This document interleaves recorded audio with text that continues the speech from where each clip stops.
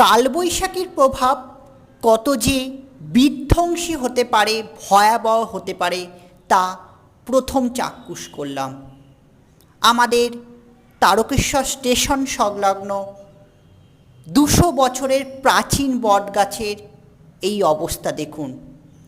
কালবৈশাখীর রোষের কবলে পুরো গাছটাই কিন্তু পড়ে গেছিল এবং রাস্তায় মাঝখানে যেহেতু গাছটি পড়েছিল তাই জনজীবন কিন্তু পুরোপুরি ব্যাহত হয়েছিল।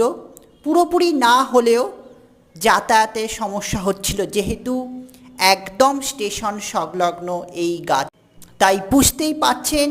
আর গাছটা কিভাবে পড়েছে আপনারা দেখুন, মানে কি অবস্থা। মাঝ রাস্তার মধ্যে সেই চিত্র তুলে ধরছি। কালবৈশাখীর রোষে প্রাচীন বটবৃক্ষ।